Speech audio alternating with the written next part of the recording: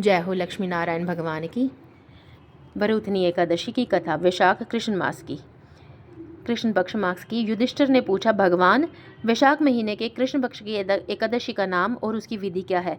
उससे कौन से फल की प्राप्ति होती है? श्री कृष्ण जी बोले, राजेश्वर, वैशाख महीने के कृष्ण पक्ष की एकादशी का नाम वरुथनी एकादशी है। ये सौभाग्य को देने वाली है। इसके व्रत से मनुष्य को समस्त पाप नष्ट हो जाते हैं और अंत में सुख मिलता है।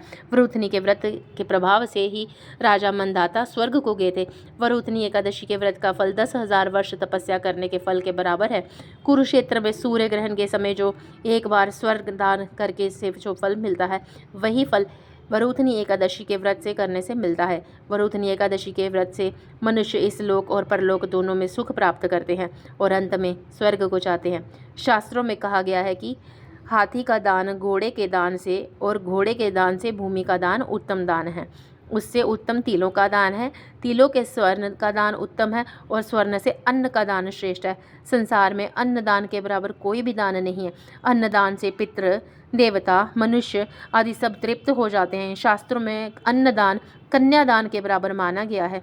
वरुथनी एकादशी के व्रत से अन्न तथा कन्यादान का फल मिलता है।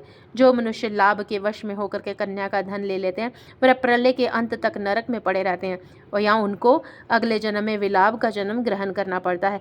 जो मनुष्य प्रेम एवं धन सहित कन्यादान करते हैं, उनके पुण्य को चित्रगुप्त भी लिखने में असमर्थ हो जाते हैं। जो मनुष्य इस वरुथनी एकादशी का व्रत करते हैं, उनको कन्यादान का फल मिलता है। वरुथनी एकादशी के व्रत करने वालों को दशमी तिथि से निम्नलिखित 10 वस्तुओं का त्याग कर देना चाहिए।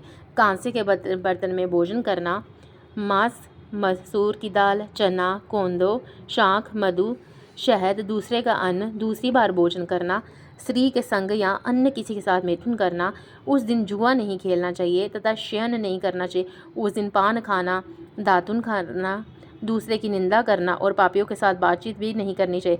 उस दिन क्रोध, मिथ्यावाचन का त्याग कर देना चाहिए।